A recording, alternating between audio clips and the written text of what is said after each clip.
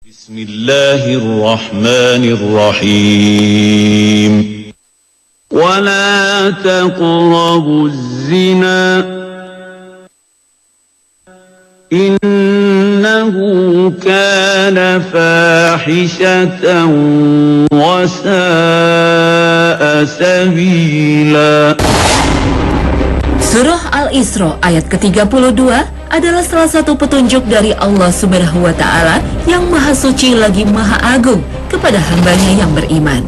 Inti dari petunjuk ilahi tersebut adalah peringatan akan berbuat zina. Zina diartikan sebagai hubungan suami istri antara dua anak manusia di luar mahligai perkawinan. Namun Rasulullah SAW telah bersabda akan dosa yang termasuk bagian dari zina. Allah telah menentukan bagi anak Adam bagiannya dari zina yang pasti dia lakukan. Zinanya mata adalah melihat dengan syahwat. Zinanya lidah adalah mengucapkan dengan syahwat. Zinanya hati adalah mengharap dan menginginkan pemenuhan nafsu syahwat. Maka kemaluannya yang membenarkan atau mendustakannya. Hadis riwayat Al-Bukhari dan Muslim. Perilaku yang termasuk bagian dari perzinahan inilah yang kini mulai banyak ditemui di tempat-tempat umum, terutama di kalangan generasi muda.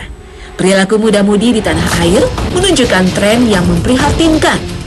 Hal ini didasari akan semakin bergesernya pola hidup ke arah peradaban barat, yang semakin menjauh, bahkan melanggar ajaran tauhid. Pola hubungan kaum muda yang lazim dikenal dengan istilah pacaran, seolah tak lagi mengenal rasa sungkan dan malu. Muda-mudi di era digital seolah acuh terhadap norma dan ajaran agama untuk mengekspresikan rasa cintanya. Kini tanpa segan, kaum muda memanfaatkan ruang publik untuk saling memadu kasih. Di ibu kota, lokasi yang sering dipadati oleh kaum muda-mudi adalah flyover di kawasan Kalibata dan Pasar Rebo.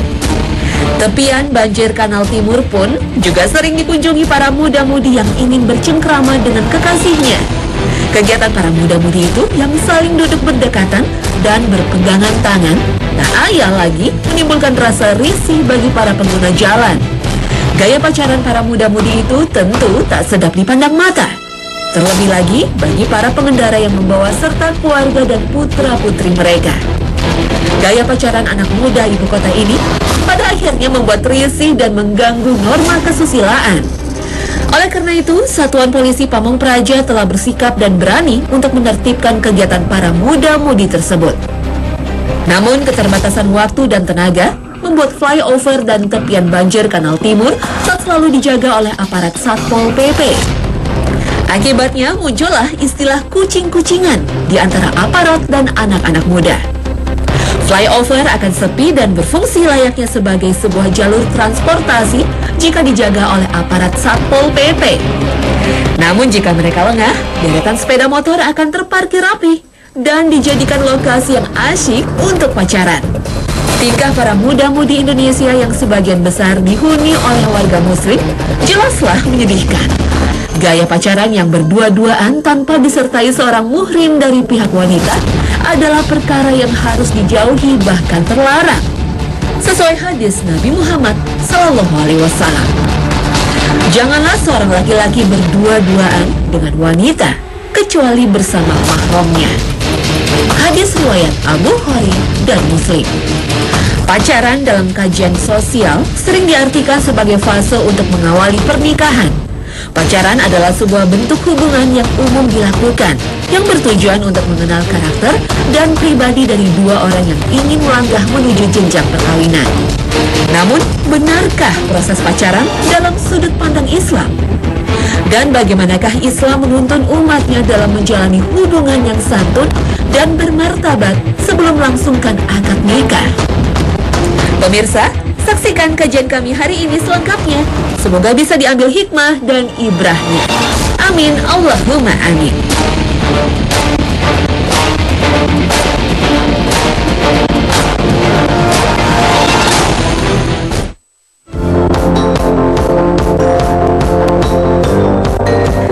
Assalamualaikum warahmatullahi wabarakatuh. Pernikahan adalah ibadah yang bertujuan untuk melanjutkan keturunan dan mendapatkan ketenangan jiwa raga. Oleh sebab itu, ikatan yang suci ini harus dibangun dengan sebuah ketulusan dan kebersihan hati dan pikiran. Mendapatkan pasangan yang sesuai juga tidaklah mudah. Maka itu sahlah untuk berusaha mengenal calon suami atau calon istri sebelum sebuah pernikahan diputuskan. Namun Islam tidak mengenal istilah pacaran, karena pacaran yang biasa kita dengar sekarang ini adalah bentuk hubungan yang seringkali menyulut perzinahan. Nauzubillah min zalik. Bagaimana hukum pacaran ini dalam Islam? Haram hukumnya. Ada beberapa segi yang membuatnya haram. Pertama, berpacaran selalu membuat pasangan selalu ingin berdua-duaan. Padahal khawat atau berdua-duaan lelaki dan perempuan yang bukan mahram tidaklah diperbolehkan. Mahram adalah suami atau istri dan orang yang tidak boleh kita nikahi sampai kapanpun. Rasulullah bersabda, jangan sekali-kali salah seorang kalian berkhawat dengan wanita kecuali bersama mahram. Muttafaq alaih dari Ibnu Abbas radhiyallahu anhu. Dikhawatirkan khalwat akan berujung pada zina karena setan bergerak sangat cepat untuk membujuk manusia kepada kesalahan dan dosa. Ketika lelaki dan perempuan berduaan, mereka ditemani oleh setan sebagai pihak ketiga yang akan selalu berusaha menjerumuskan ke dalam perbuatan dosa. Hadis riwayat Ahmad menyebutkan dari Jabir Abdillah radhiyallahu anhu, barang siapa beriman kepada Allah dan hari akhir, maka jangan sekali-kali dia berkhawat dengan seorang wanita tanpa disertai mahramnya, karena setan akan menyertai keduanya. Dari sisi lain, pacaran juga akan membuat pasangan akan selalu ingin melakukan hal-hal yang tidak diperbolehkan agama. Ujungnya mereka akan berbuat zina, padahal Allah Subhanahu wa Ta'ala sudah jelas melarang untuk tidak mendekati zina. Dan janganlah kamu mendekati zina. Sesungguhnya zina itu adalah sesuatu perbuatan yang keji, fahisyah, dan suatu jalan yang buruk. Al-Quran Surat Al-Isra ayat 32. Semua panca indera manusia berpotensi melakukan zina. Zina mata adalah memandang, zina telinga adalah mendengar, berbicara adalah zina lisan, melangkah menuju dosa adalah zina kaki, dan memegang adalah zina tangan. Bahkan kolbu pun bisa berzina jika ia berkeinginan yang tidak sesuai dengan syariat. Seorang lelaki harus menjaga pandangannya, sedangkan seorang perempuan harus menjaga lisannya. Tidak diperbolehkan perempuan berbicara melebihi kebutuhan dan melembutkan suaranya. Seorang muslim harus menjaga pembicaraannya agar tidak membangkitkan syahwat dan mengundang fitnah. Tiap perempuan dan lelaki harus menjaga dirinya sendiri dari godaan zina. Allah Subhanahu wa Ta'ala berfirman dalam surat Al-Ahzab ayat 32. Maka janganlah kalian para istri Nabi Sallallahu Alaihi Wasallam berbicara dengan suara yang lembut, sehingga lelaki yang memiliki penyakit dalam kalbunya menjadi tergoda, dan ucapkanlah perkataan yang ma'ruf, baik.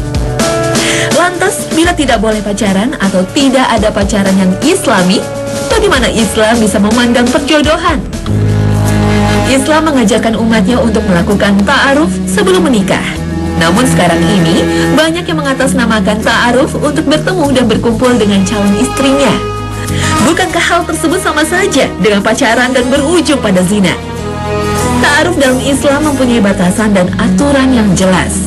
Ta'aruf adalah usaha untuk mengenal pasangan sebelum menikah dengan bantuan pihak ketiga seperti kerabat calon pasangan atau orang yang mengenal calon pasangan tersebut.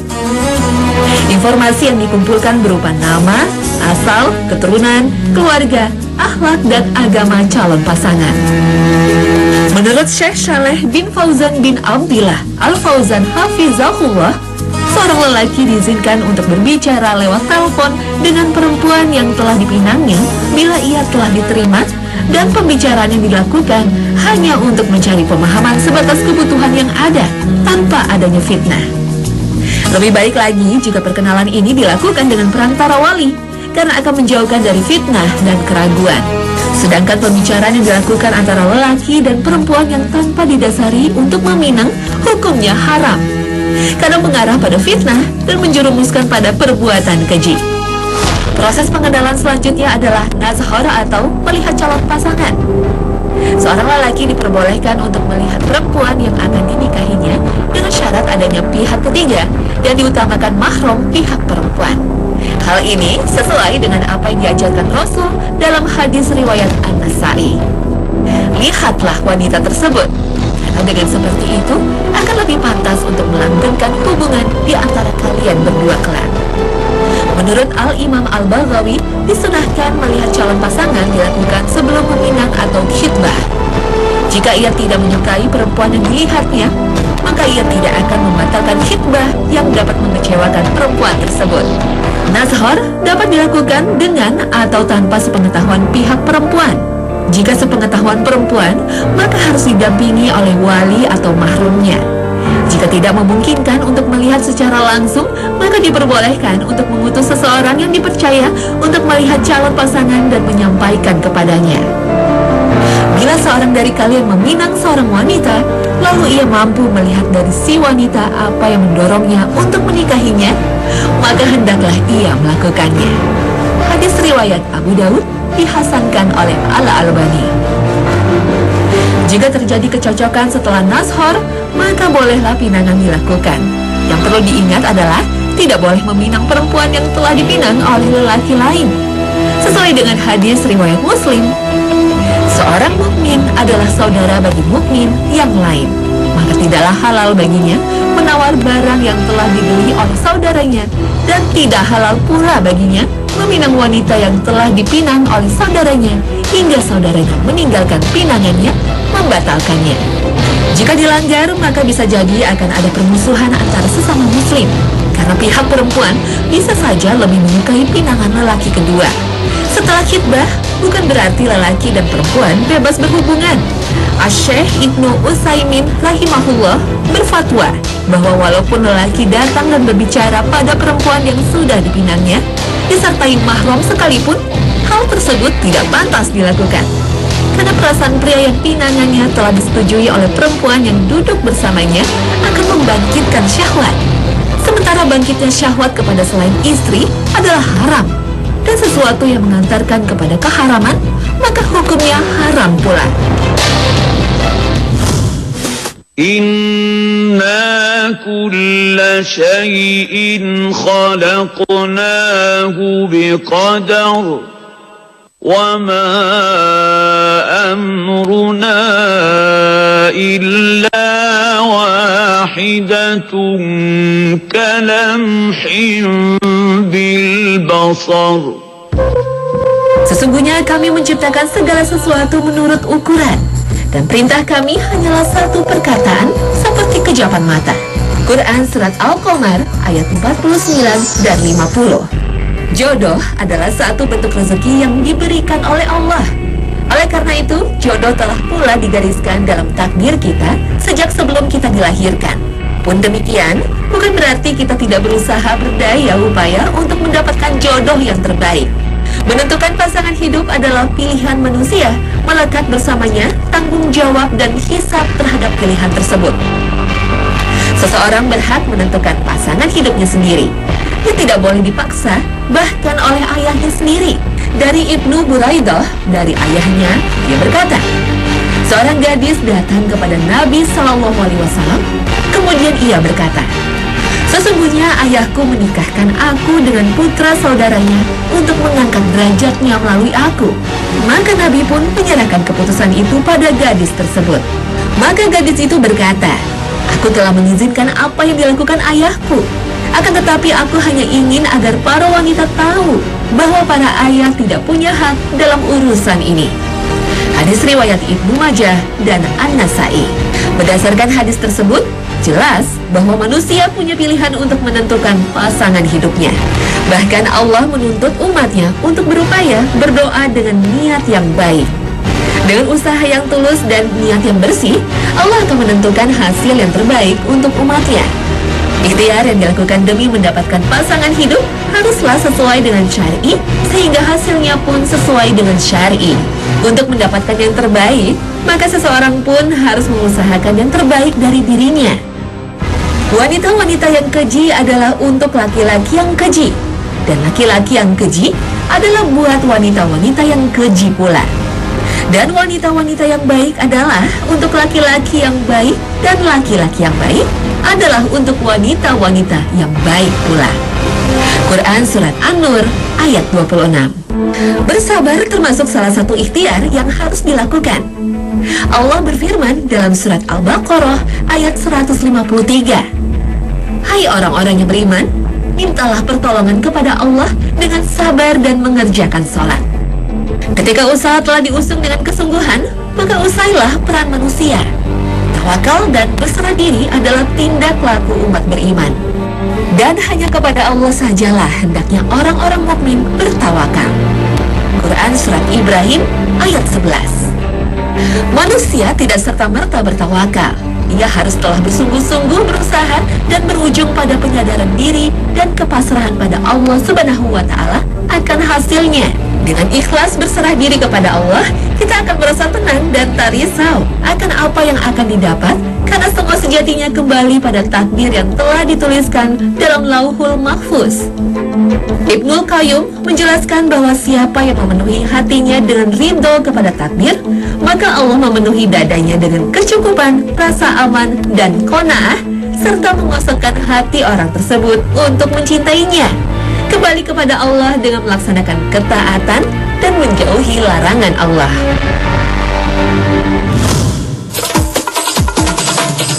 Jodoh memang sebuah rahasia ilahi. Tak bisa manusia mengetahui siapa yang ditakdirkan untuknya. Lalu bagaimana kita bisa merasa yakin akan pasangan yang merupakan jodoh kita? Rasul mengajarkan umatnya untuk kembali kepada Allah untuk segala urusan perkara dunia.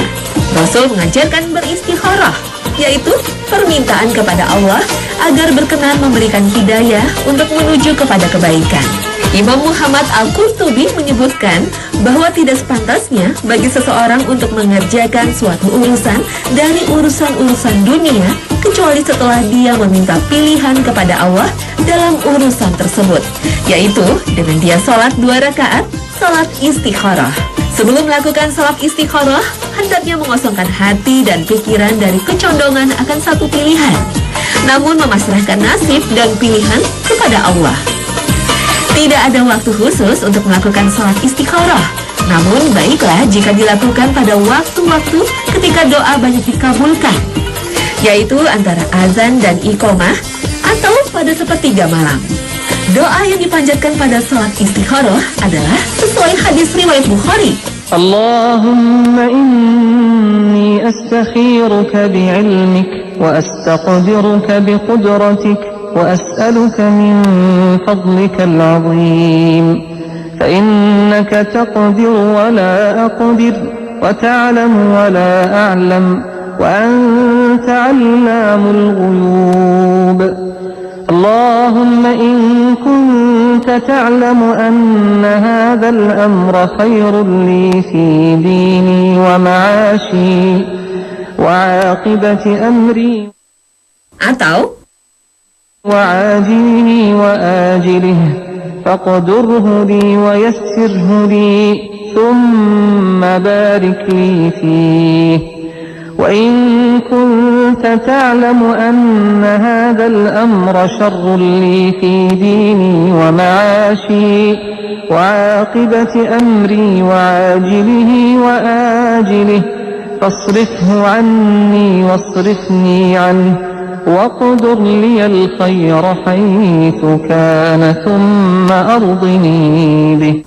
Ya Allah, aku memohon pilihan kepadamu dengan ilmu-Mu dan memohon kemampuan dengan kekuasaan-Mu, dan aku memohon karunia-Mu yang agung. Karena Engkau maha mampu sedang aku tidak mampu. Engkau maha mengetahui sedang aku tidak mengetahui. Engkaulah yang maha mengetahui perkara yang gaib. Ya Allah, bila Engkau mengetahui bahwa urusan ini baik untukku, bagi agamaku, kehidupanku, dan kesudahan urusanku ini, atau beliau bersabda, di waktu dekat atau di masa nanti, maka takdirkanlah buatku dan mudahkanlah, kemudian berikanlah berkah padanya. Namun sebaliknya, ya Allah, bila Engkau mengetahui bahwa urusan ini buruk untukku, bagi agamaku, kehidupanku, dan kesudahan urusanku ini, atau beliau bersabda, di waktu dekat atau di masa nanti, maka jauhkanlah urusan dariku dan jauhkanlah aku darinya. Dan tetapkanlah buatku urusan yang baik saja, dimanapun adanya. Kemudian jadikanlah aku ridho dengan ketetapanmu itu. Beliau bersabda, dia sebutkan urusan yang sedang diminta pilihannya itu. Setelahnya, hendaknya seorang memilih di antara pilihan. Jika baik, Allah akan memberikan kemudahan dan berkah. Jika tidak, mudah-mudahan Allah akan memalingkan dirinya dari pilihan tersebut dan memudahkannya kepada yang lebih baik dengan seizinnya. Menunggu sebuah mimpi sebagai pertanda jawaban dari Allah bukanlah syarat salat istikharah. Tidak ada dalil yang menyebutkan bahwa mimpi merupakan hasil dari salat istikharah. Bahkan hal ini bisa menjadi sebuah keyakinan yang salah jika menyadarkan keputusan pada sebuah mimpi. Jikapun bermimpi, lalu kemudian mengikuti apa yang dilukiskan dalam mimpi tersebut, bukankah seolah-olah kita mempercayai mimpi sebagai penentu hidup kita? Jadi pilihlah dan bertekadlah dalam memilih. Sesungguhnya Allah akan memberikan kemudahan dalam keputusan.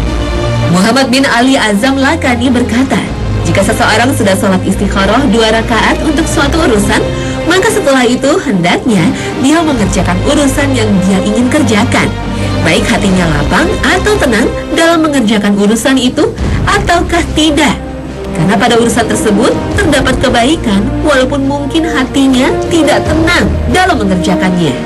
Dalam hal jodoh, maka tetapkanlah hati pada satu pilihan. Jika ia memang jodoh yang ditakdirkan, maka Allah akan memberikan kemudahan menuju pernikahan. Jika bukan jodoh, ridholah dan Allah akan memberikan yang lebih baik menurut Allah. Sebagai seorang yang beriman, wajib untuk selalu berpikir optimis terhadap takdir yang ditentukan oleh Allah. Allah pasti berkehendak dan memberikan yang paling baik bagi umatnya. Menurut manusia baik, belum tentu baik menurut ketetapan Allah. Boleh jadi kamu membenci sesuatu, padahal ia amat baik bagimu. Dan boleh jadi pula kamu menyukai sesuatu, padahal ia amat buruk bagimu. Allah mengetahui, sedang kamu tidak mengetahui. Quran Surat Al-Baqarah ayat 216. Jika kita telah menentukan pilihan, maka tanggung jawab diserahkan pula pada kita untuk memeliharanya. Sehingga ketika terjadi permasalahan seberat apapun, tak serta-merta kita memutuskan sebuah hubungan. Bukankah permasalahan adalah salah satu bentuk kecintaan Allah dan sebuah ujian untuk meningkatkan keimanan kita? Hidup bercinta kasih akan semakin kuat dan tangguh jika mampu melewati badai coba dan jera.